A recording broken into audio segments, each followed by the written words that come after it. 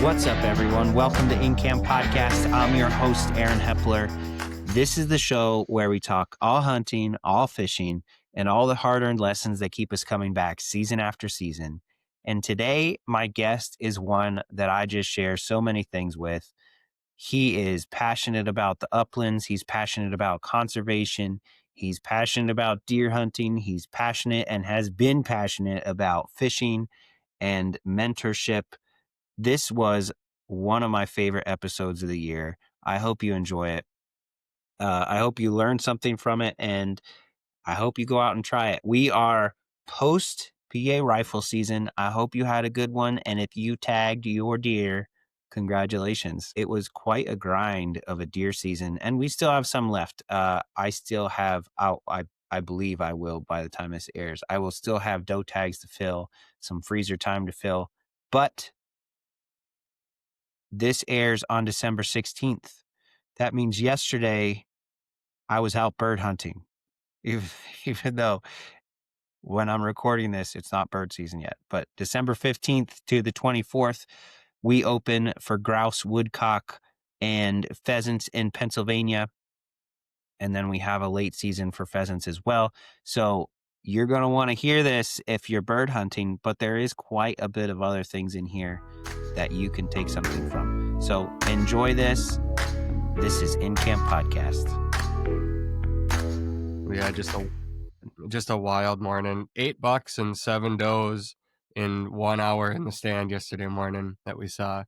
So wow. It was just one of those hunts that we'll relive for a long time to come. Pretty special. I can't wait to talk about it, man. So we're in the studio with a muskie's worst nightmare. He's a walleye fiend. He, the uplands, the deer, whatever you want to call it. And he's an awesome mentor because I've been watching the Flush TV all morning long, Mr. Travis Frank. Yeah, I appreciate that. Thank you so much for having me on the show. Dude, I'm excited. I've told my wife how excited I was about this show. I actually learned about your show, your TV show, maybe last year because I was really, starting to I've never had a pointer before. And I was kind of like learning a lot more about bird dogs. I had a lab that kind of picked it up naturally, and I didn't have to do like a lot of training with her, but it's really been pretty great over the last year to see the stuff that you've been putting out, not only from a hunting perspective, but the passion that you have as a conservationist and a mentor. Yeah, it's something that I guess I feel is just, it's just who I am. I just enjoy the hunt a lot and every part of it. I like the journey. I like wild adventures, and I like sharing it with other people. So it's been a true blessing to be able to do it in the world of television and podcasting now for the last few years. But I've spent a lot of time with my kids and other kids, and to me, I think those are just some of the best days that I get to spend out in the field, is when I get to take them along with. Yeah.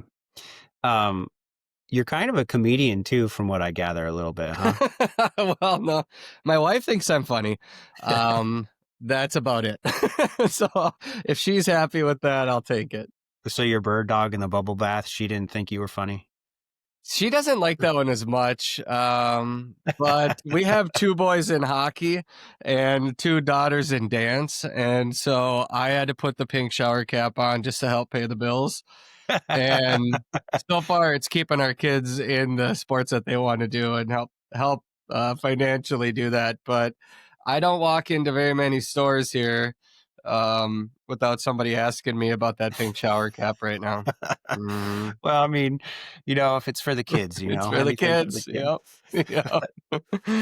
So, dude, tell me who you are and what you do, what you're currently involved in right now. Yeah, so I've been with Ron Shera Productions now for 17 years. Prior to working here as a television producer, I was a fishing guide. I started a fishing guide service when I was in high school. Bought my first boat with my lawn mowing money when I was 16 years old, and that's kind of where it all began. I obviously very passionate about both hunting and fishing, and I didn't choose it. I think it chose me. But I turned that fishing guide career into what I'm doing today. I still Mm-hmm. think I'm connected to that world, and it's it's something that I'm still really passionate about, is just the teaching side of it, and I think that's what fishing guides are. They're teachers, mentors, whatever you wanna call them. But I love the mental aspect of that, and trying to figure something out every day, and Yeah. then trying to teach somebody how to be successful every day. Because every time you're out hunting or fishing, it really is a new adventure. And to me, it's not always pulling the trigger that's the highlight. It's what it takes to get there. Same thing with catching a big muskie or fish, is figuring out what it takes to outsmart them. And so that passion just burns inside. And it led to taking Ron Shera out fishing back when I was in college, and we kind of hit it off out in the boat. He needed some help during my off season of guiding. I reached out to him and asked, basically, if I could pick his brain a little bit, because here in Mm-hmm. Minnesota, Ron Shera was an icon growing up, and he still is an icon to me, even though we're hunting and fishing buddies now. Mm-hmm. But he hired me, and the opportunities that I've been given here, I mean, we produce currently 9 different TV shows, and then we own Wow. a podcasting company as well that's separate. So I podcast for the Flush television show. I've been doing that for like 5-ish years, 5 or 6 years Mm-hmm. now. And, just the adventures that I've been fortunate to go on, and the stories, it's always been about the stories for Ron Mm-hmm. Shera. I mean, just a legendary storyteller. And it was always my goal, when the opportunities came, I would raise my hand and say, I think I can do that. I can do that. And it was just an important part of every episode, was just to make sure this is a story about other people, and keeping those stories going and telling a good story. So that's really the essence of our TV shows, and we try to tell good stories about other people. And in the process, it's taken me all over North America, and just really been fortunate to be given an opportunity to host the Flush television show. Do North Outdoors is another TV show that I host. Mm-hmm. Rooster Tales, Dialed In Angling. Gosh, I've been on several other shows that we produce, and work with Minnesota Bound regularly too, and Backroads with Ron and Raven, and Made for the Outdoors. So I'm on about 6 of our 9 shows. You are busy. It's a busy career, but grateful for it.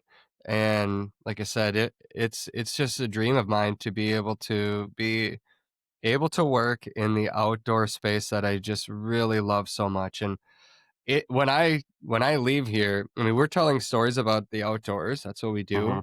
But when I leave here, I'm living it. I mean, I'm trying to get home as quick as I can to grab my dog to go hunt, or to grab my kids and get them out in the field. So it's just the life that I live. Yeah, that's such an awesome sportsman's mentality. We actually moved 4 years ago for kind of the same reason, so we could just be in it all the time. Mhm. And kind of where I live now, I'm sure it can always be better from a sportsman's perspective, but I feel like I'm in hunt camp all the time, which is great for me and my wife. My wife is like, maybe we could go on a date weekend.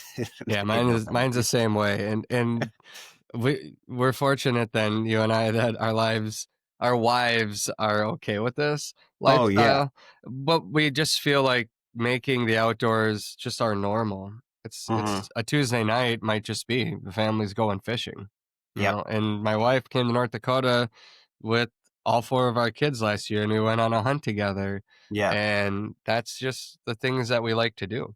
Yeah. Yeah. Uh, this past weekend, I was telling you, my wife and I, my daughter went to my parents' house for the weekend, and she's like, I want to see the dog hunt. Like, I haven't gotten to really see him yet, and he's, I've already gotten 15 pheasants over him this year. Nice. So like I said, for a 2-year-old, I think he's doing well. I don't have anything to compare it to from a pointer, but she was pretty excited to see him, get some birds up and stuff. So it was pretty cool. And I think that's the way it should be. What drove you to the uplands and bird dogs? Because I feel like that's what you're super passionate about. Yeah, well, an opportunity here. I mean, I grew up hunting rough grouse and pheasants here in Minnesota.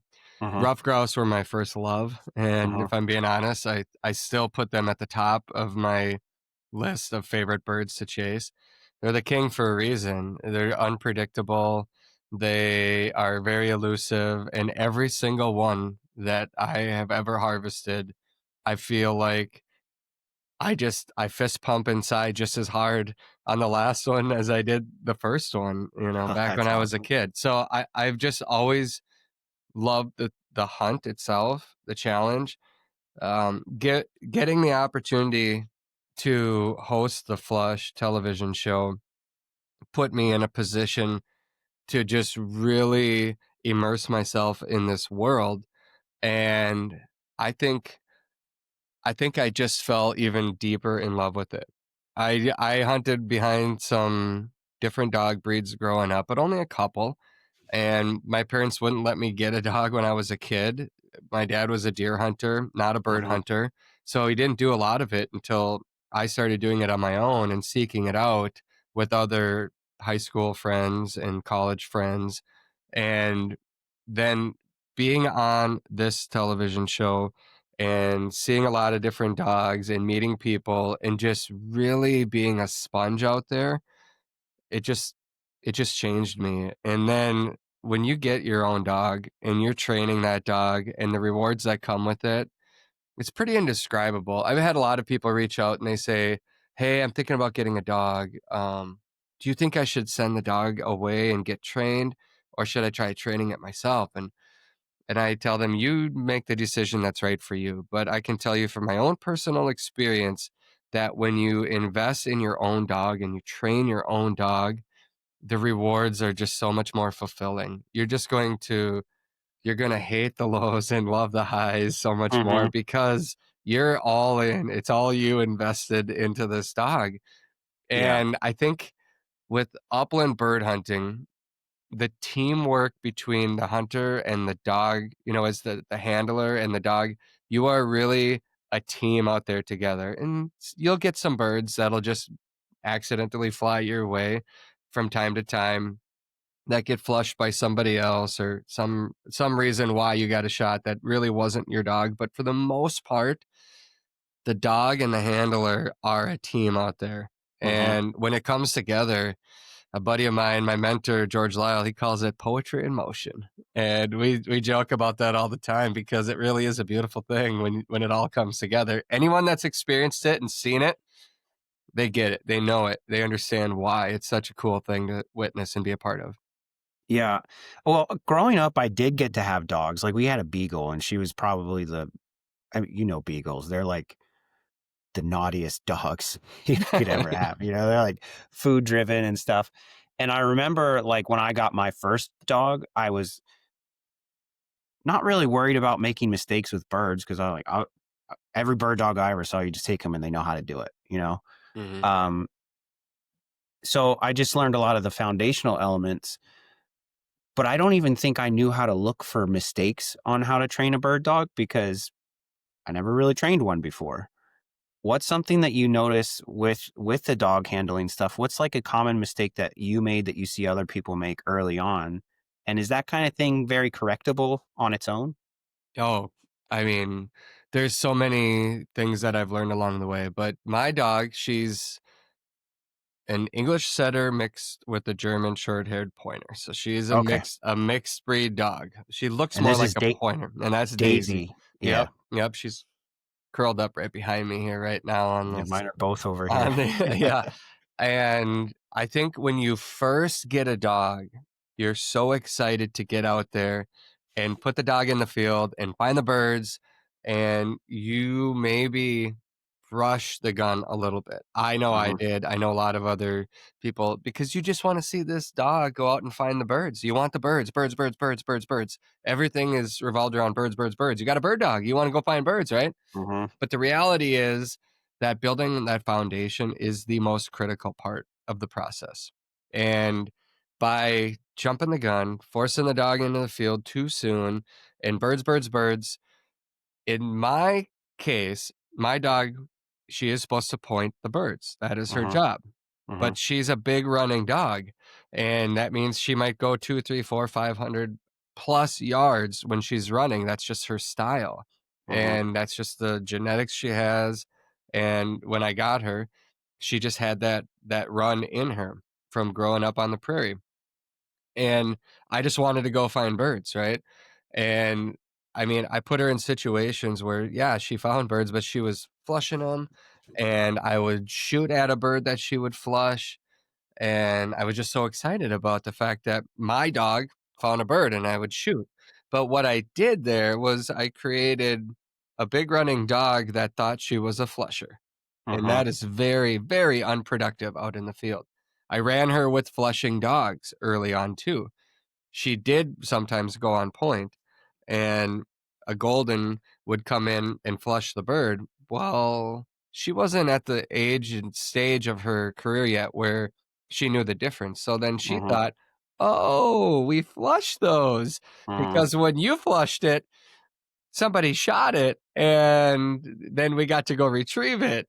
So now I had a flushing pointer, and that's not an easy thing to break. So it took me a couple of years, and I mean Mhm. that, a couple of years to finally, with the help of my mentor, dog training mentor, George Lyle, we both had to invest a lot more time into training her than we would have if I would have gone into it with a better plan, a better approach to say, this dog needs foundation built into her. She has been given every bit of prey drive by her mom and dad, which were amazing hunters.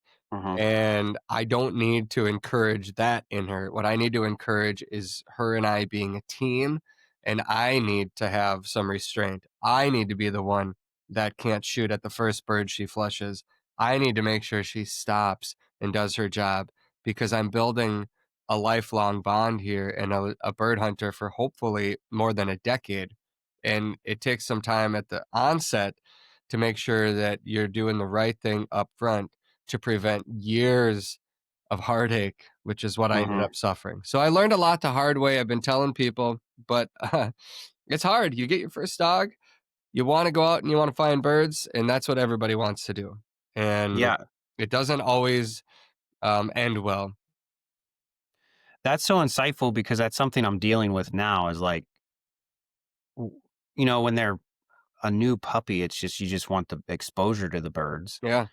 Now I'm kinda dealing with, like, sometimes he points and sometimes he doesn't, and I am dealing with the restraint. I'm like, "Well, it's just pheasants, like, I can buy chicken." Like, if I w you know what I mean? Mhm. If I wait for a little bit until he, like, really figures out I want you to stop and do that. Pheasants are kinda tough here, like, they run a lot.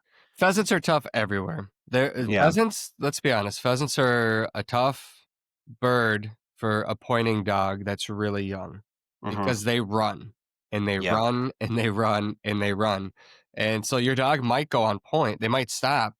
By the time you get up there, that bird could be 300 yards ahead. You got to relocate. And so Right. then they try to get a little too close and they might push it and then that bird flies and it can be tough. It's not an easy game, but again, that's why it's pretty dang rewarding when it all clicks and comes together. Yeah. So, I guess when you're kinda getting in this phase right now, are you kind of if you had a new pointer, are you looking for a super steady, like, solid point, or are you gonna be okay if they're like a pause, need to run after the bird and flush the bird? Like, is that the same thing that you're talking about? Like, those are the ones you need restraint on? Yeah, I think it's really dependent on what stage you're at with your dog, and everyone has to kind of evaluate that. I mean, what is the drive in your dog? What is the prey drive? That's a big Mhm. deal. And so that first season, you want that dog to get out there to have that drive, the go, the want to find the birds. At least I do. Mhm. I want a dog that's really driven, and I have that. And so I'm gonna want that forever because I know what it's like to hunt behind a dog that has this unbelievable drive to find every single bird in the county. Mhm. And it's pretty cool when she knows her manners. But that first year, that first stage of the dog's life, it's not going to be perfect, and I don't expect that. And the main thing is I want my dog out there to be able to have fun finding the birds. And I think, from a lot of legendary trainers that I've learned from, that first year isn't going to be perfect, but you're building the fun part of it. You can Uh-huh. mold that, you can pull that in and harness that once you have it, but you don't want to necessarily um, kill the drive and put all these boundaries on a dog too soon, Uh-huh. because you really want that long term. And so you encourage that, and it's okay for the dog to maybe bump it, to chase it that first few months that you're hunting out there. And just as many contacts with birds that you can put that dog in front of will only benefit you long term. But then, depending on where you're at, I don't know, maybe to kind of answer your question, to kind of figure out the stage that you're in with your dog, at some point you're going to be putting those brakes on. Uh-huh. But if your dog has built up the drive and the want to find the birds, now you can start to harness that. Now you can start to put those brakes on, Uh-huh. and really, it always goes back to the foundation, the obedience, if you want to call it. But the foundation is of utmost importance, more important than bird work by far. And Mm. everybody wants to skip that and get to the birds. Right. If you have that foundation, whichever training method you decide to follow that you trust, you have to have that foundation built before you and your dog are going to be successful in the field. Most dogs, most trainers will tell you that most dogs are out of control in the field. And if you know what to look for and you understand that, you will see it the second you're out there, and you'll be looking and you'll say, oh boy, because that dog is hunting for itself, not for you and with you. Uh-huh. And so getting to that point can take a couple of seasons. It really can. Yeah. Yeah, I mean, I see that, and the drive is pretty incredible when they start to build it. Like Yeah. you learn that really quick because a dog's body. This is something I wanted to talk about too. A dog's body language is pretty key, and sometimes it's really obvious, but then it's sometimes you're kind of learning other things. Like I'm starting to learn when he can smell a rabbit versus a bird, Yeah. or you know what I mean, that kind of thing. But I guess from your perspective, what are the keys to like trusting your dog? Like when do you start doing that? Maybe it's something like body language, or when do you follow your dog, or you decide, hey, there's probably not birds over there, and redirect your dog, or things like that. Oh, I think that just takes some time spent with your dog. Uh-huh. Everyone over time will learn the tendencies of their dog, what their dog is telling you. Uh-huh. Mine, for instance, I mean, she has a bunch of different tells, and I try to explain to people when we're filming TV shows and excuse me, when we're with other hunters, I try my best to let them know these are telltale signs that there's a bird there. The body posture, how my dog is running. She has this helicopter tail. When it's Yeah. helicopter versus kind of a sideways, side by side, helicopter is like, there's a bird there. This is what she does when she's on the trail of a bird. And when she stops and her head is up, she's telling me, Dad, somewhere right in front of me, there's a bird here right now. I don't know exactly where it is, but I'm not going to take another step because I don't want to risk flushing this bird. When her head is up, that's what the sign means. When her head is down and she's staring right into the grass and she won't move even her eyeballs, there's a bird right in front of her in the grass. Mm. And so when there's those two different telltales, I can walk up and I can tap her on the back of the head and release her, knowing, okay, we're here now. Thank you for waiting. You didn't flush it. Everybody, there's a bird in front of us somewhere. I'm gonna let her relocate and see if she'll find that. If it's a pheasant, it could be a quarter mile up again. You know what I mean? Yeah. Like they literally will run way more than a lot of people understand. But if she flushes it, it's gone. And so she's learned that there's a certain point where if I'm not sure, I'm not going to risk it. And it's cool. It's cool when a dog knows that, and they really can learn the birds pretty well. So I think you will learn the tendencies of your dog. Mm-hmm. And there are times when that dog is out of control and flushing the birds way out of range. And if it's a flusher that won't stop, won't let you get caught up, that's not helpful either. If it's a Mm-hmm. pointing breed that's 120 yards away, flushing those birds, that's not going to help. You're not going to get any shots at those birds.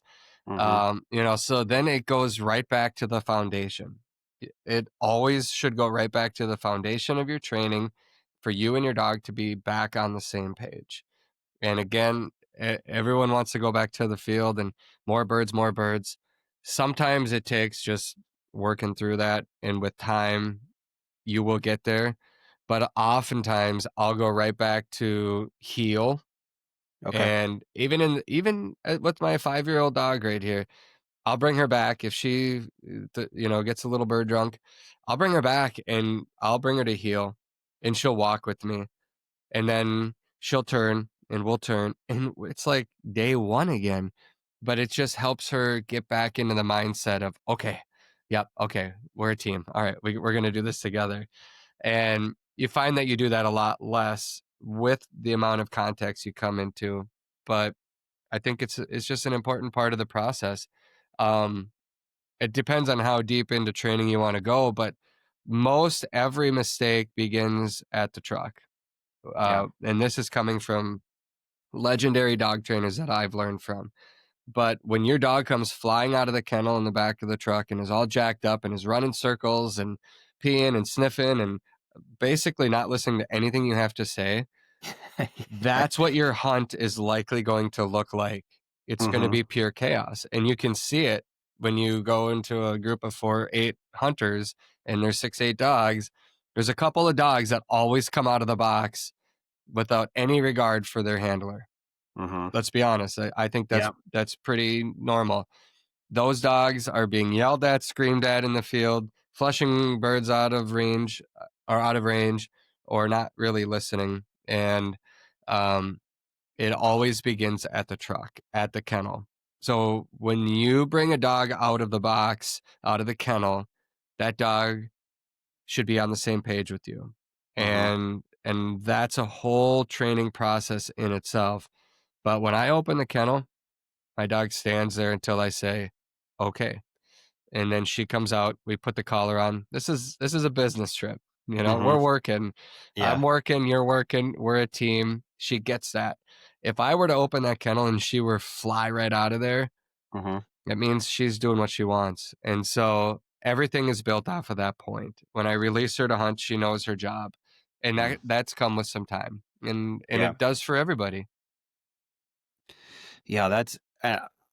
I love all this stuff. I could talk about the training part forever, Yeah. but I'll probably pick your ear for years about that, man. Please But do. uh, it's something. I have a buddy that's got some pretty good short hairs, and he's always like, I'm like, dude, he did way better yesterday or 2 days ago, and he's like, well, they're gonna have good days and bad days, especially early on, and Sure. I'm trying to like allow some grace because I'm type A when it comes to hunting. Like I'm same way. Like I want to, but he's 2, so I'm trying to be a little lenient on that because I'll tell you about a hunt last week. He got 14 birds up in one field. We just kept doing circles, and he pointed probably 7 of them, but some of them were pretty far out, and it was so windy. I don't know if they flushed her. Like he did pretty well with those birds. And my shooting was a little subpar and maybe a little far because of the wind. Like they were getting ripped. I mean, it was 30-mile-an-hour wind. They were getting ripped away in the wind. Mm-hmm. But he was starting to, as the day went on, he was getting bored and like starting to really like in the wind, I think was just messing with him because he hadn't hunted in wind like that. And he was just flushing birds all over the place. I ended up finally shooting 2 towards the end of the day. Both birds he pointed and I flushed them. So I was pretty excited. There you go. Sweet. That like, that he's starting to grow into that. The next time I went out with him 2 days after that with the guy that has the short hairs, and he was My dog's not really interested in other dogs when we're hunting, which is kind of, I think, a good thing maybe. Like he's not like, oh, let's play. He wants to hunt. So we were out and my dog Rue ended up pointing. We didn't get a lot of birds that day, but he pointed 6 birds and we got 4 of them. And they were all like, but it was perfect conditions. Like the ground was moist. There was no wind. It was early in the morning. It was nice and cool. And he did so well. And it's kind of gone back and forth, right? Like some days I go out, he does that kind of thing. So I think that it's kind of encouraging to see, I guess, from your perspective with Daisy, is that something that you see still? Like, does she have pretty good days and pretty off days, or she's pretty all on now that she's more experienced? Oh, she has her off days. She definitely Yeah. has her days where the conditions are just perfect and she looks like $1 million dog standing like $1,000,000 out there, and every bird she points and locks down, nothing gets away. And there are days where she's flushing them and I'm like, what are you doing, girl? Birds are flying 200 yards ahead of us. I'm like, oh my goodness. She gets bird drunk. She loses her mind out there. So many birds. They're running on her. They're not, I mean, I give her some grace because I mean, she has the toughest job. I can't imagine what it's like running full speed straight through all that brush, face first, and getting beat up out there. But why they can be so rock solid one day and so off the next, I don't know. I'm not sure. But you'll see probably, even though your dog is more focused on the birds, mine is too, she's going to be affected by other dogs out there in the field. So will Yeah. yours. So that's a big deal. I tell people a lot of times that if they're having some issues when they're hunting in their hunting party, that you're not really helping the dog by putting them in that position. If there's 4 other dogs in the field and those particular dogs are going to handle birds differently than yours, they might be flushers and yours is a pointing breed. um, that really can affect the dog's performance out there. Some of the things that you're seeing that you don't like in your dog could be competitiveness. They want to get to the bird first, so they might push a little bit harder than they would otherwise if there wasn't another dog in the field. They might range further out there to find those birds. That means you might not be within reach to take the shot when they get up. Yeah. There's a lot of things. The dynamic is way different when there's other dogs in the field. So always factor that into the stage of your dog's hunting career and their abilities before you put them out there with other dogs and other hunters in the field. It might Yeah. just be best to leave your dog back if it's a chaotic day in the field.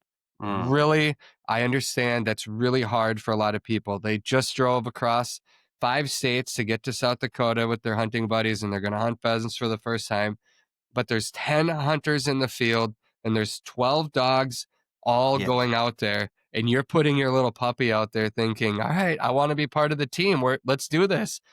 And it's just pure chaos.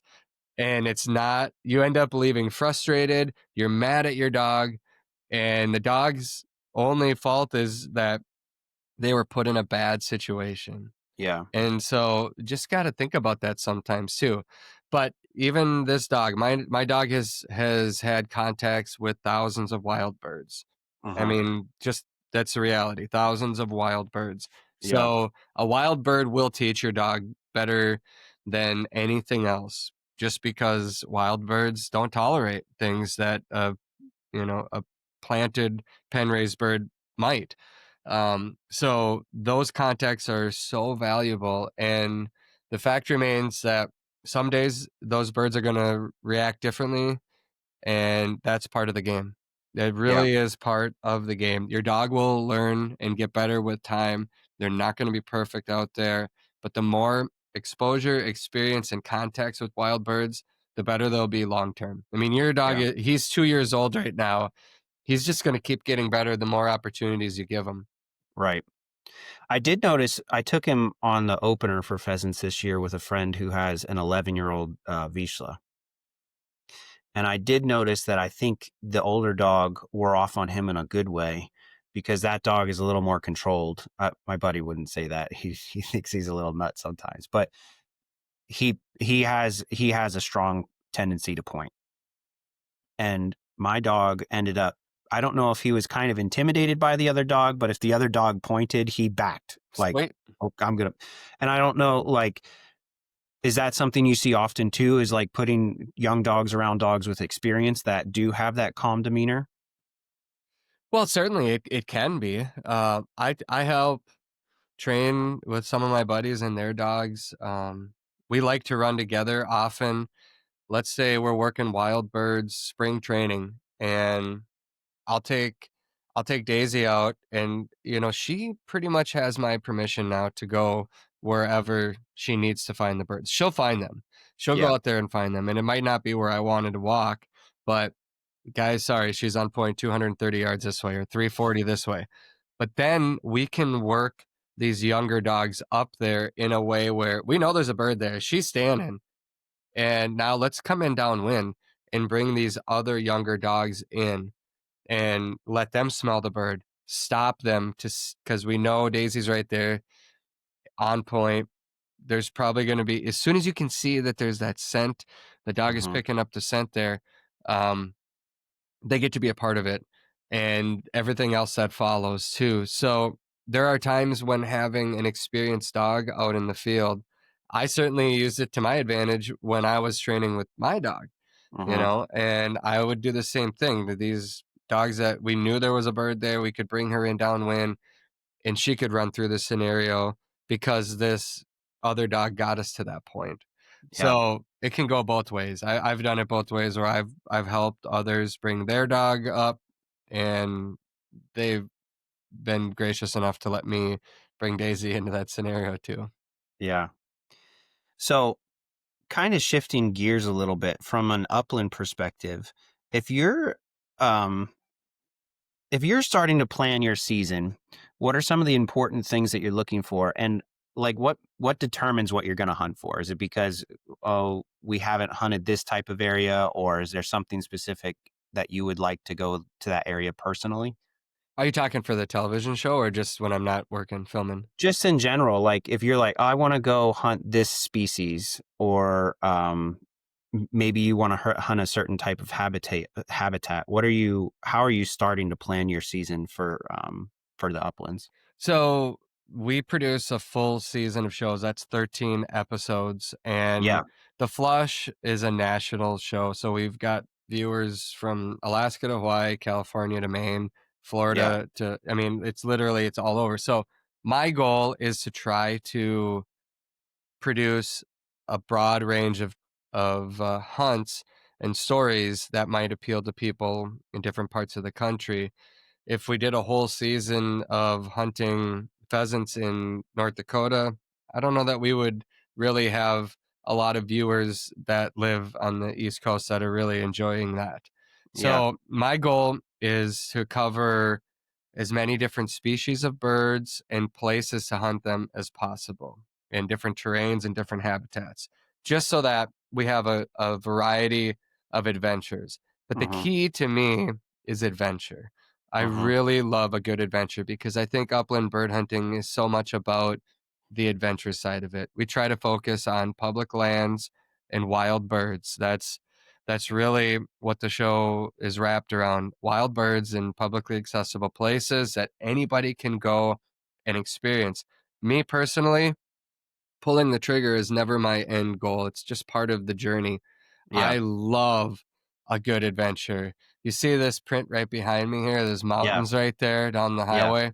I always want to see what's on the other side of those mountains. And my Yeah. dog is the exact same way. So we're perfect for each other. My wife always says that because we want to see what's on the other side. I could walk from sunrise to sunset every day, and I feel like I leave wanting more every time. And I just think that variety in the show is good, and I personally really enjoy that as well. So I started my season in Montana this year. Hmm. And Montana, anytime I can go hunt west in mountains and really wide open spaces, I just have a lot of peace in my soul. I really do.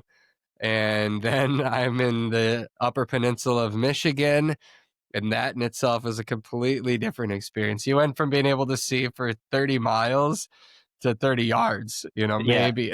And so, Yeah. but that is iconic Northwoods grouse and woodcock hunting up there. And we have thousands and thousands of rough grouse and woodcock hunters that watch the show. And so we're trying to appeal there. And then I went to Prairie to hunt for pheasants in southwest Minnesota. And that was a real character adventure. Character being the guy who is devoted his life to making wild places accessible to other hunters. Mhm. And so that's something that's really gonna stand out when you see this guy. I mean, his body's covered in pheasant feather tattoos and dogs Oh, man. and shotgun shells. Can't wait to see it. I know. I mean, there's just there are really amazing people out there, but he personally has helped orchestrate 50 properties of different sizes, from 640-acre sections to 80-acre pieces that were once farm fields that are now restored prairie, and 50 of those properties that he helped build over the last 40 years as a volunteer for Pheasants Forever. And all of those places are open for you and I and anybody else to go walk. And I'll tell you, there's pheasants on every single one of them right now because of Yeah. what he's done. That's awesome. I love the adventure part of it. Like, I have not traveled out of state for upland yet, and I do plan to. So this is something that this is something that I'm really excited to talk about. And you do a really good job of highlighting the different things. I watched your episode with Ben Brightigan on the grouse last year, and that's something that's I've never killed a grouse. I live in PA. There's some grouse here. I have some locally. We hunted last week for them, and we saw a few. But it's something that I've never really learned how to do. Like, we hunt stocked pheasants here. There's maybe a few wild birds. Not really, maybe locally, but um, I think the adventure side of the upland thing is so cool because you can do it for a pretty compared to a big game hunt for a pretty low cost, and it's just a cool experience Mm-hmm. from what I'm seeing. When you're planning like these out of state places, what type of resource are you using? Are you going straight to Onyx? Are you using word of mouth? And what type of things are you looking for? Yeah, it pretty much starts at Onyx, and from there, you kind of figure out what's available. I Uh-huh. mean, with the different layers they have, you can turn on to find out. Let's say you're going to Montana, and you can look at block management properties or state properties or federal properties, and you get a feel for just what's available. But then there's a lot of other research that goes into it too. With upland birds, I mean, their population numbers really can fluctuate. And so Right. I find that on my weather apps, I'm constantly checking weather for different parts of the country, places that I love Mhm. to hunt in the spring and in the summer, because a lot of that's really going to dictate the success that you might find out there. So I go into a lot of these hunts by, you know, really following what's happened over the course of the spring and summer. As I make my plans, I'm thinking about hail or rains that may have washed out the nests in the Mm. spring. There's a lot of information provided by states right now. The DNR agencies will report roadside counts for pheasants, and they'll give you a pretty decent idea of what you might expect this year where you're looking at hunting. Some states like Iowa break down by almost a county, Mm. what the percentages look like from last year to this year and the hatch and things that'll help you kind of focus in on an area that you might want to try if you've never been there before. And then you look at the OnX options for different parcels that you can hunt. You might call out to a Pheasants Forever chapter. And generally, when you call and ask them, you start a conversation. Let's say, hey, I'm Aaron from Pennsylvania. I've never hunted out of state before, but I really wanted to try hunting in North Dakota. Yeah. Do you think that there's an area of the state that would be more worth my time to explore, and why? and they'll say, "Oh yeah, the hatch up in the northwest part of the state this year was really phenomenal. Might want to give that a try." But here's a couple sleeper ideas too. That the east part of the state, the east central area, actually had an above average hatch as well. And there's not as many people hunting there because they've heard of the great hatch out west. So they're Yeah. getting less pressure in the central. So those are types of things that you'll pick up on. And Yeah. then once you go there, you will, I would always tell people at least plan one extra day to scout when you get there because you just drove a long way and Yeah. everybody and the dogs are excited to get out there and get after it. But you might burn yourself up the first day on big wide open country and everyone's tired and you just spent the whole time in unproductive grounds because you just didn't take that much time to scout around and look and see what's happening. Right. So you'll put together patterns once you get out there. In our Montana hunt, we found that the best looking habitat right away was not where the birds were. And that took us a day because it was hot and we couldn't hunt during the heat of the day. So we had a couple hours in the morning and we kind of struck out, but we put our pattern together. And days 2, 3, and 4 ended up being the best days because we figured out what the birds were doing. And a lot of times that's just part of the adventure. And when I get emails from people saying, "Hey, we're out here in Montana. You guys made it sound like there's birds everywhere. We're 3 miles in and we haven't seen a bird."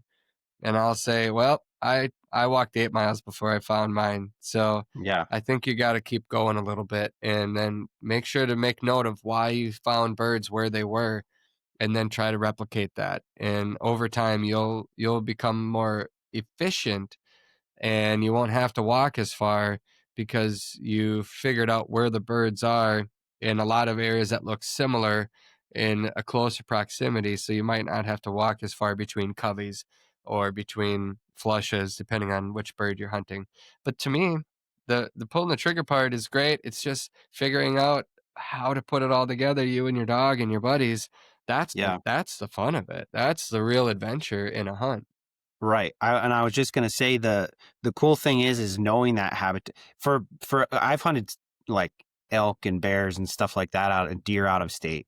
And to find that stuff is kind of easy. Like you go in there and if there's no rubs, no crap, and there's no trails, there's Hmm. probably not deer there. Yeah. But that's not like the same thing for birds. Like you have to understand that habitat and understand, like you were talking about, the hatch. And Well, I it would really can be though. y- I've hunted in the forest with a couple of gentlemen last year. We uh-huh, walked in and we went 100 yards, and they said they're not here. Let's go. And I'm like, they're not here. How do you know that? And they're like, they're not. There's no splashing. There's no when the woodcock. uh, We were hunting woodcock, and when the uh-huh. woodcock migrate, or if they're in an area, you'll see it, the splashing. The woodcock poop white. Okay. Yep, on the ground, and if you don't see that, they're just not there. So then you can leave. Huh. And a lot of people would have kept walking for hours and hours. We didn't. We went to a different cover. And oops, sorry for that noise. The That's okay. reason why that particular year was really dry, and woodcock are birds that need moist soil to probe Uh-huh. in to get their food.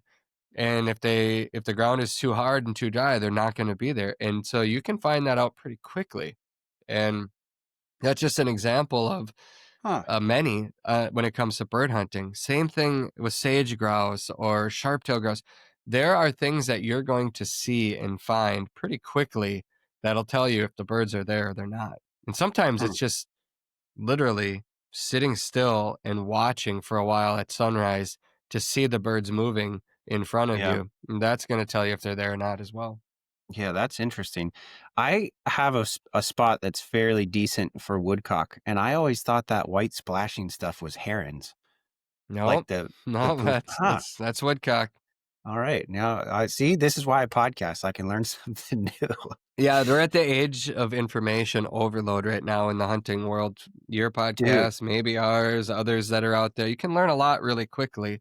And the more Yeah. information you're willing to absorb and think about when you show up, those nuggets will help you become more successful out there. Yeah. And you learn one little nugget from every person you listen to or read about or whatever it is. Mhm. And that's something that's so cool about the upland thing is like I mean, you're a very versatile person. You know, you deer hunt, you fish for muskies and walleyes and like pretty much everything you can get your hands on.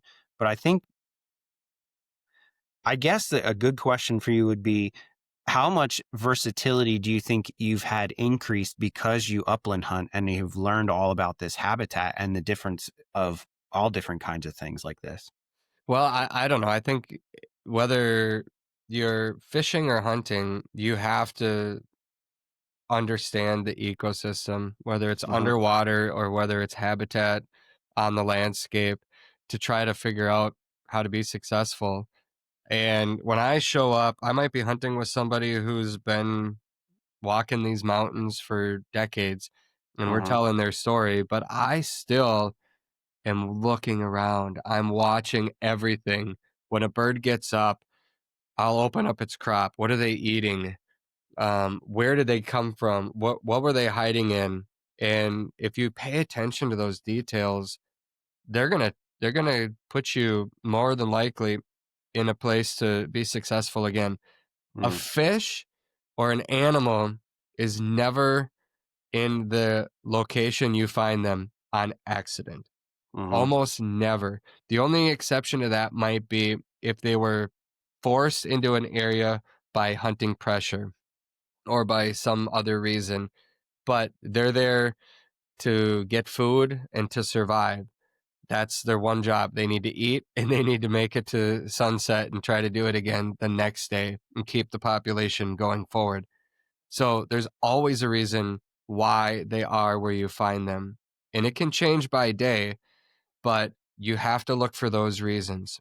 Might be an edge to the property that you're Hmm. on. It could be like in rough grouse, it could be an edge of conifers and popple, a swamp to hardwoods. They just tend to be found on edges, and that can change by the day too. But the more open you are to just reading the landscape and being observant, the better hunter you'll end up being. Hmm. Yeah. Yeah, I agree. I think getting your hands dirty in as many things as you can is the best way to do it. Yeah. Yep. It's also fun too. Absolutely. Yeah, I mean, when it comes to fishing, I mean, by being a fishing guide, I guess, I fish for a variety of different fish, but if I only bass fish, that's it. I didn't fish for walleye or muskie or panfish or catfish or anything else. Hmm. I don't know that I would understand the whole big picture. Right. But in a fish's world, everything around them affects them. So whether the bait fish, it's a shiner run, that can dictate where you're going to find trophy walleyes Hmm. because they're chasing the shiner run in the fall. And they could be, depending on the ecosystem, they could be 100 miles from where you are based Right. on the shiner run. So there's all those different factors that contribute to your success. And if you understand the whole cycle of life down there, you find the predators, you find the bait fish as well, Yeah. or the other way around, I guess. You find the bait fish, you find the predator. Right. Yeah, makes sense. For I guess for planning out of state hunts, what are like maybe the top 3 things that aren't really related to the hunt or the habitat that you find very important to planning a hunt, whether it's a place to stay or licensing or whatever that happens to be? As far as what do you mean by that? Well, are you kind of like, okay, we're going to stay mobile because we want to hunt this piece and this piece and this piece. So maybe you bring a trailer and that's how you plan, or you camp from your truck, or you do rent an Airbnb. And then maybe things like a lot of states are pretty complicated with licenses. It's a little bit easier when it comes to like a lot of places have like a 5-day small game Mhm. license where you can find like birds or something like that. But some of them can be a little complicated. Where are you starting your planning from that perspective? Well, I want to maximize my time out there, so I'm looking at where can we stay. Is it close by where we're going to hunt or where I plan on hunting? I also like to keep myself open to making adjustments. Yeah, Sometimes a 20-mile drive or an hour drive is necessary to get away from an area that you thought was going to be good. You just aren't seeing that much. And it could be right. that a hailstorm came through and took out a lot of the birds. So we had that in Montana, to keep going back to that one. Yeah. we moved 20 miles, and we found that the hatch was a little bit better, and that was really what saved that hunt. But it was 90, 95 degrees, so we weren't going to be able to hunt all day. So I brought my Hmm. boat, and we went out, and we caught lake trout, and we tried to make the most of it because I grew up when I had time to go hunting. I would go to North Dakota in the fall a lot with my buddies, and we would scout for waterfowl. We would duck and goose hunt in the morning. We'd upland hunt during the middle of the day, and then we'd scout again at night for our next morning hunt. And we just try to maximize every single hour of the day just because that's how we're wired. I love camping. I love every aspect of being out on the prairie, Yeah. waking up, making breakfast, and you begin the hunt right where you're camping. I've done that several times. The Badlands of North Dakota are just the most beautiful place to camp. I'm telling you, if you've never tried it, put it on your list.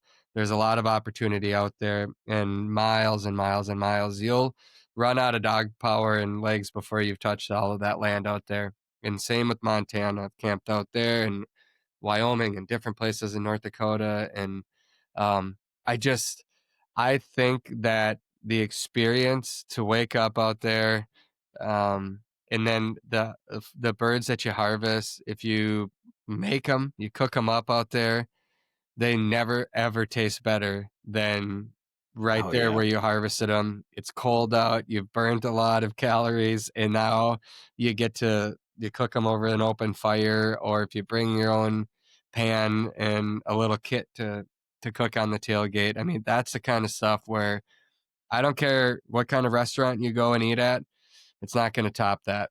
Just can't. No. No, and you don't even need a lot of stuff to get it. All the seasonings or what. My buddy shot a grouse when we were elk hunting in Colorado a couple years ago, and we had a little wood stove, and Yeah. we had like a little, like a pinch of salt and pepper. And dude, it Mhm. was so good. I don't. Mhm. It was. Yeah, my probably my favorite meal of all time, we were ptarmigan hunting in Alaska. We were I just so watched one of those episodes today. we were so far away from the next human being, and we harvested some ptarmigan. We're up there on a mountainside. There's a storm rolling in. I know it was going to get cold and wet, but we brought a little jet boil in a little tiny pan and a little vial of olive oil and some salt and pepper in a shaker. Uh-huh. So it didn't take up more than a pound combined of all that stuff. Little tiny spatula, and we clean the birds up there on the mountainside. There's nothing more beautiful than where we were looking at, and those birds were warm and they've never tasted so good. I'm telling you, I Yeah. will never forget that cooking those birds up there. And then the rain that came in and the 13-mile hike to get back off of that mountain back down. But that one is going to stay drained in it's stuck in my memory forever for good reason. Yeah. And that terrain was so beautiful in Hmm. that footage, man.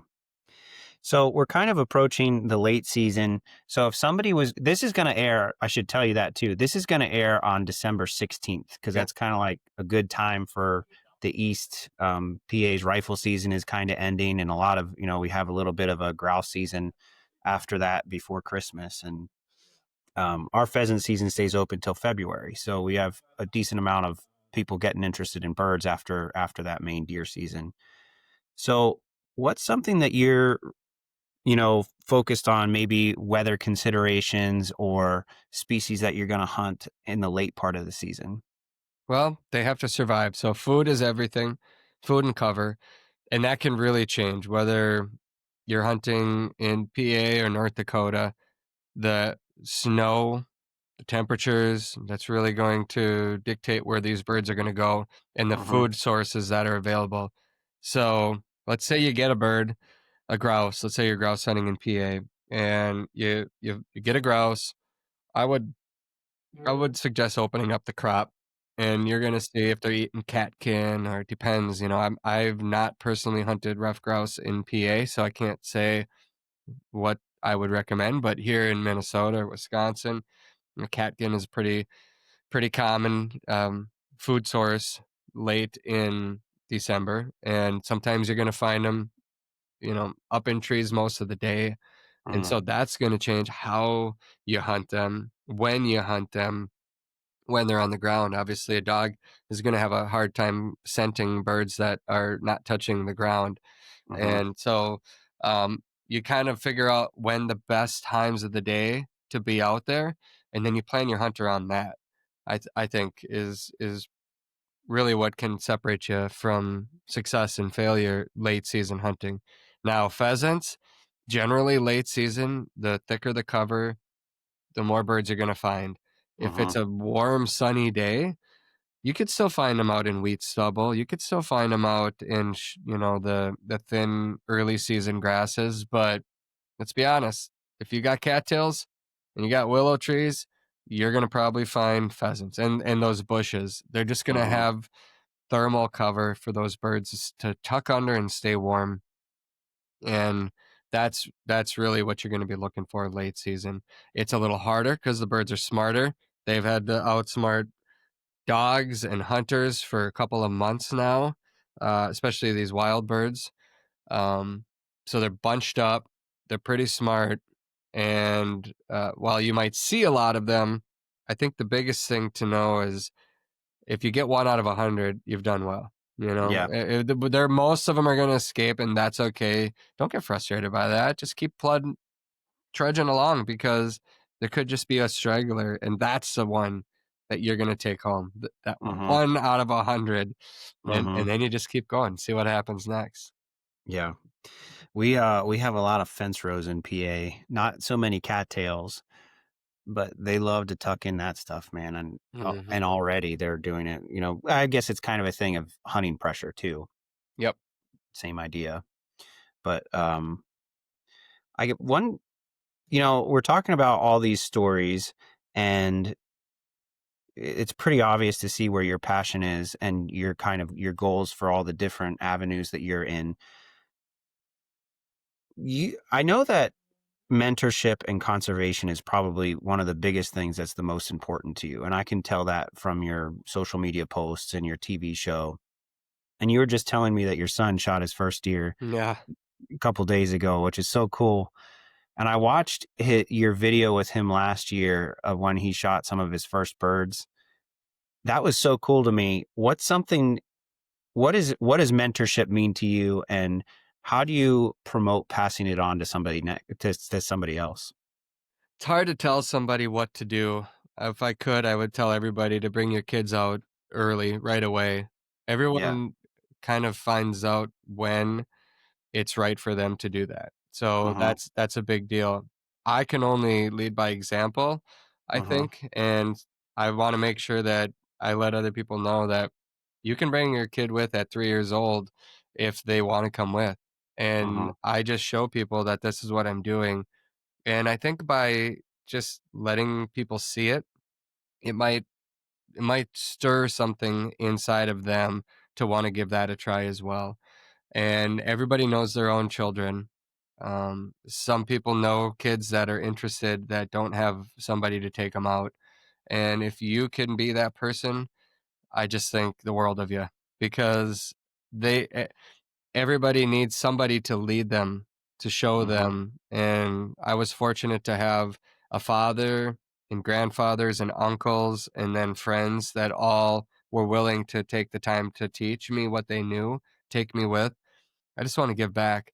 And I want to show people that you can do that as well. And I've heard from, I can't even tell you how many viewers that have watched shows where I took my wife hunting and they sat down with their wife and or girlfriends and watched it and now they get to hunt with their wife and they say thank you because they just watched it and they decided to do the same thing or friends that are like, "Hey, your kids are out there at what, 4 years old?" And I was like, "Yeah, you just kind of pick when to do it. I want to make the experiences enjoyable for them, short and sweet, leave them wanting more, bring a lot of snacks out, bring donuts. We have music we listen to on the way out there. We always stop for donuts. And if it's too cold, I'm not going to put them out there, but an early season duck hunt or a goose hunt is a great way to bring my little girls with, or it was my little boys at first.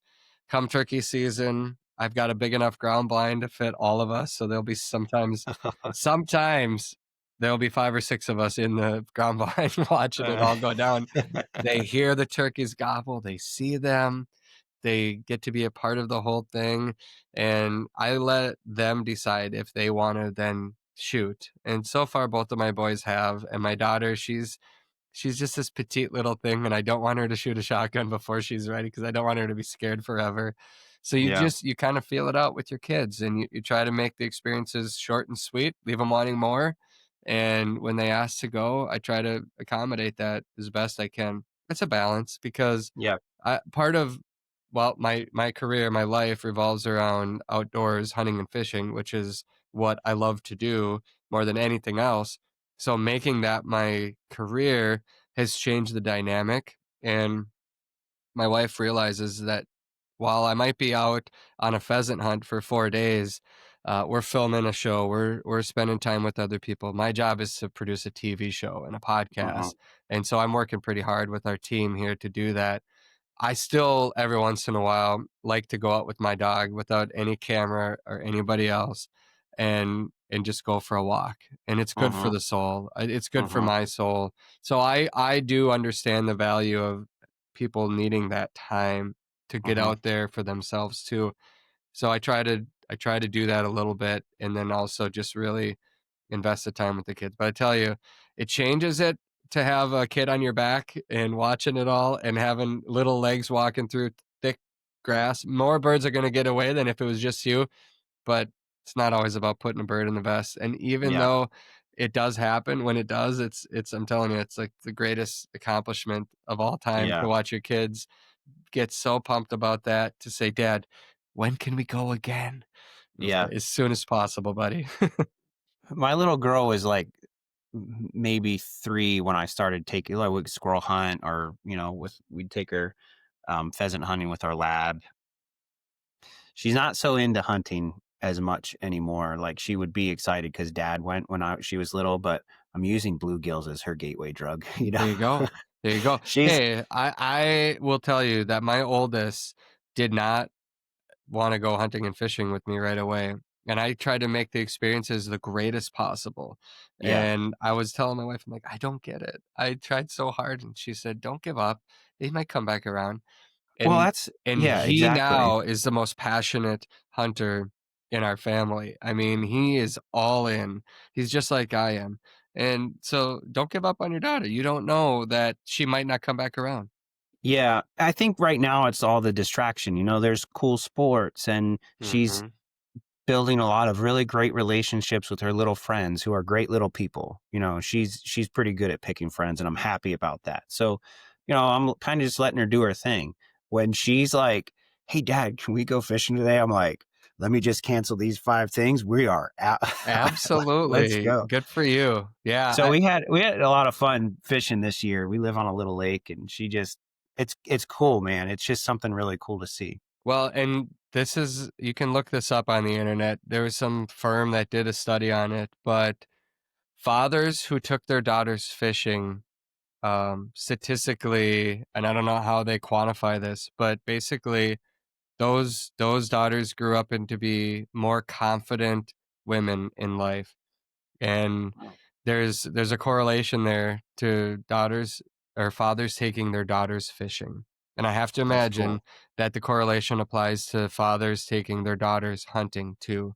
I just Uh-huh. watched my son, who yesterday morning shot his first buck, Uh-huh. and he had several opportunities come and go. He made decisions to not shoot, and it was haunting him. We made decisions on where to sit based on what we were watching and observing, and it turned out to be the wrong decisions. And so the emotions, and honestly, I watched him in the ground blind the day prior crying because he thought he was not going to have a chance again, and he had really messed up his season because yesterday was our final day. And Uh-huh. on the last morning, it all came together, and he's riding this high right now that anybody that had the ear that wanted to hear the story yesterday got the whole story, and I'm proud of him. He stuck with it. But I think hunting develops character, it builds character, Oh, just absolutely. because of the real adventure that you're on and the unpredictability. And it shouldn't be easy.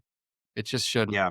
But when it comes together, and even if it doesn't, you learn something, which is such a cool thing to watch in a child. And it's why hunting and fishing are just so valuable in the lives of our kids. It is, and it's so cool because it's not only just character building, but you're connecting it to faith and like, I'm a Jesus guy, and being a Jesus guy Yeah, in same this here. world is, yeah, it's not easy, man, and to kind of put it in your perspective, it shouldn't be easy. Or your hunt shouldn't be easy. And that is something that can connect you to that. People always ask, like, well, like, is hunting biblical? I don't know, probably. Like, there's a lot of things that the Bible doesn't outline as far as that goes. Everybody says, like, rise, kill, and eat when we're a hunter because we want to, whatever. But I think there's so much in hunting that does connect to the Bible as far as the difficulty of how you're doing it and practicing hard things.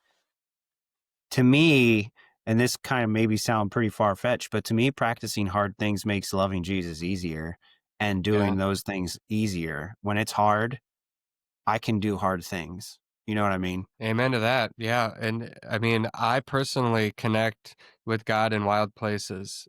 It's always been that way for me through Yeah. challenges in life, through my parents' divorce as a kid. I always would go into the forest behind our house, and I had my peace there. And I don't know how to explain that. I didn't choose that.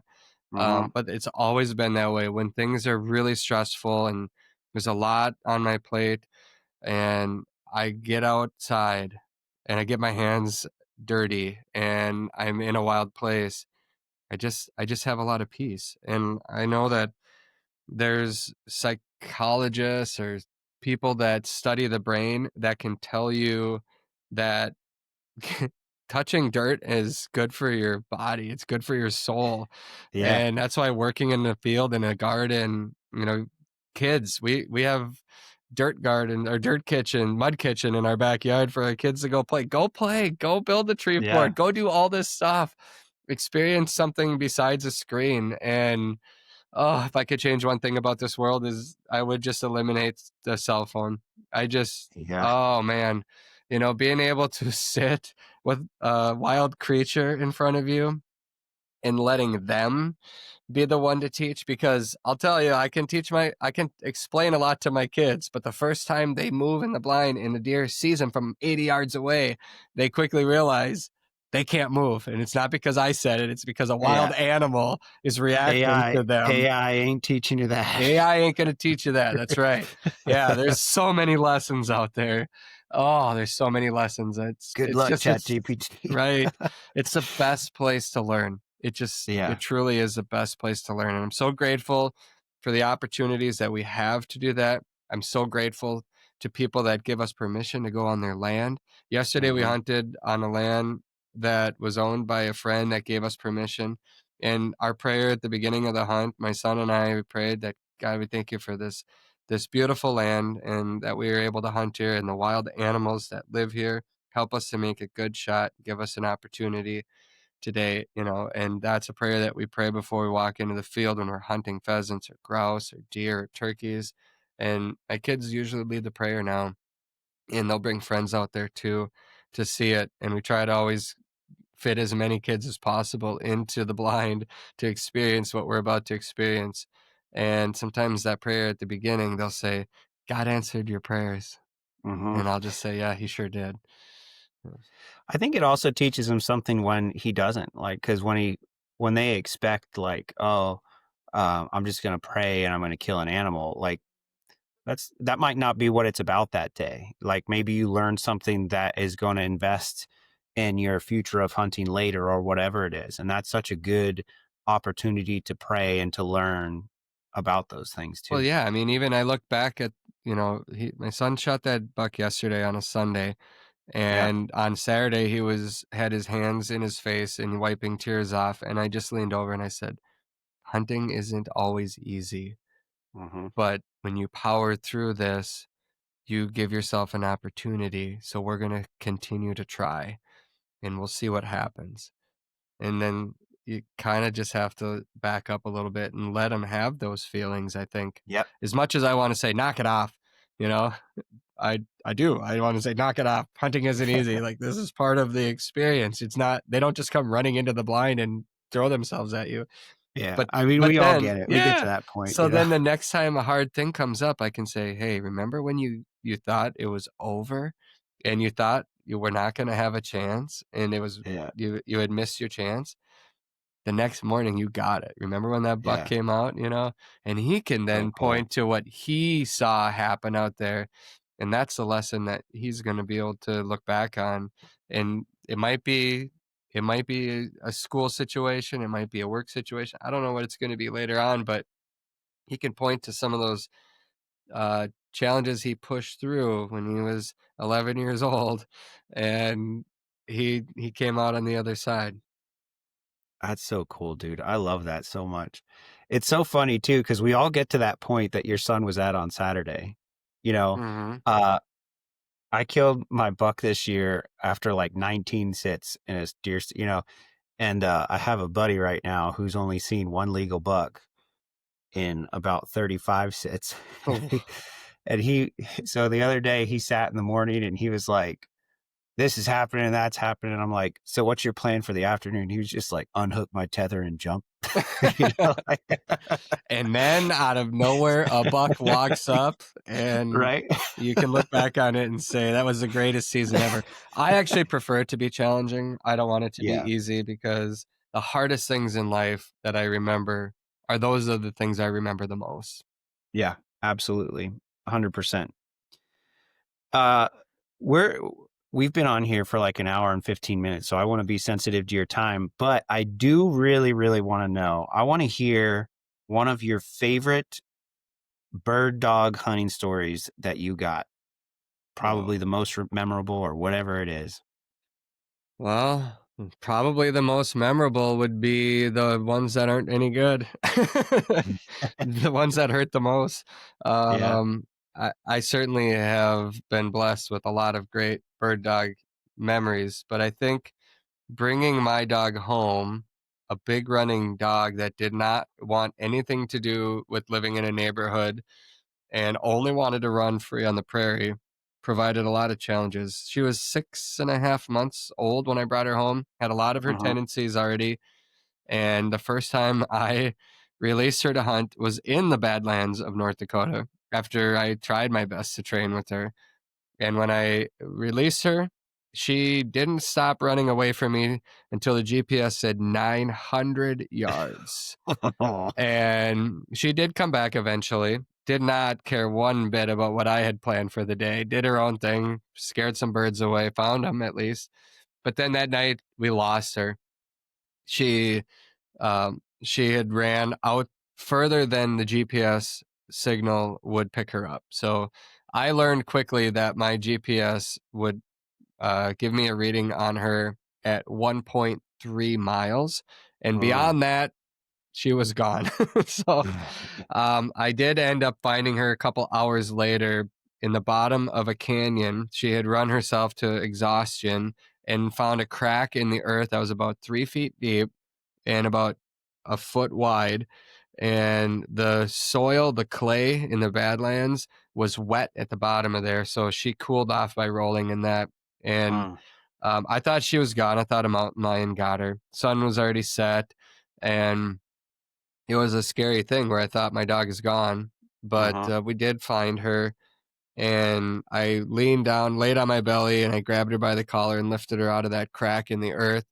And she had dried, the mud had dried like concrete on her, so she couldn't even hardly move. And she was a white dog that was dark gray. I was so mad at that dog at that moment, thinking, what did I get myself into? It turned out to not be the last time she ran away, because she ran away in Montana. She ran away in Minnesota, all chasing birds that she thought she could catch. She never Yep. did. Yep. Wild birds are going to outsmart her every time, which is great. But those are the things that I remember and laugh about more than a particular point that she might have held. There's some great ones. Now I have trust. If she runs a mile, which she doesn't anymore, I would be fine knowing that there's a bird at the end of her point, and Yeah. she'll stand there for an hour. I've seen her stand for 20 minutes before, waiting for me to get up and flush a bird. Oh, So wow. total faith in that dog. She's a rock star. She's a way better hunter than I'll ever be. And if I ever have a dog like her, I'll consider myself another dog like her. I've already considered myself blessed, but man, to have another one would just be out of this world because she's amazing. Yeah.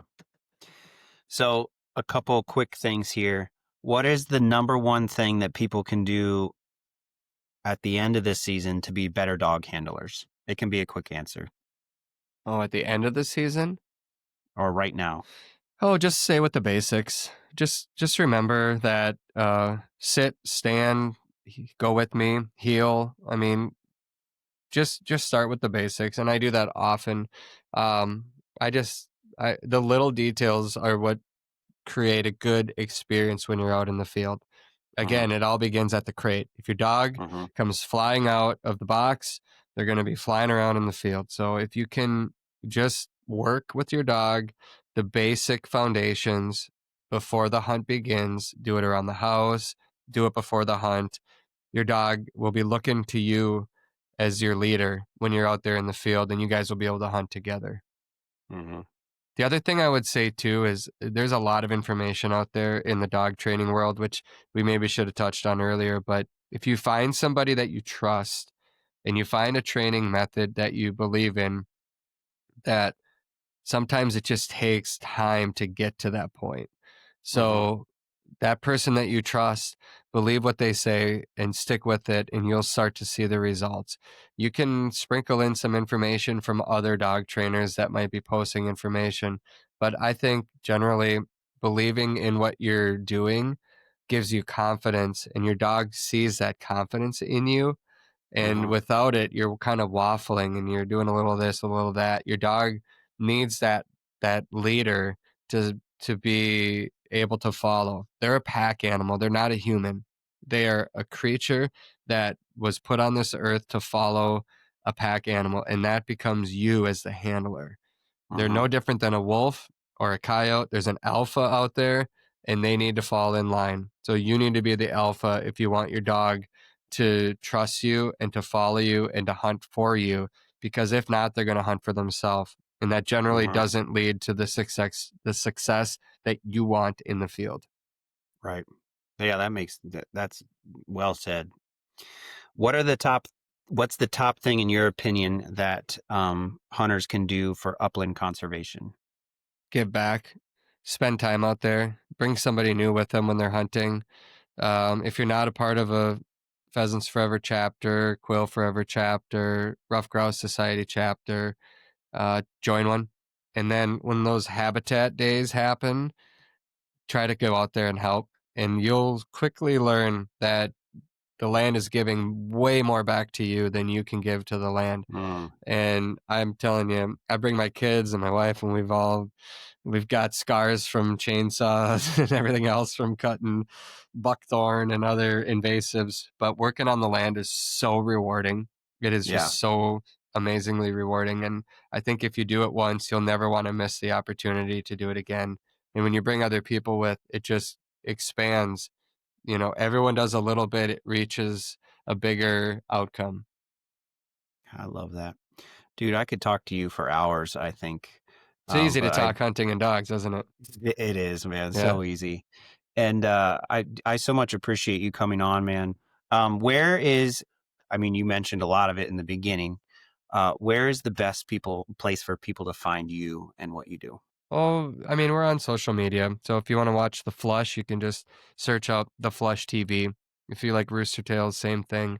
Due North Outdoors, Minnesota Bound, Dialed In Angling, Made for the Outdoors, Back Roads with Ron and Raven. We have every one of them, I believe, has different handles. If you search it, you'll find us out there. If you have questions, anybody, I'm trying to always respond with time. During the hunting season, I'm not always as quick to get back, but I do my best to respond to everybody.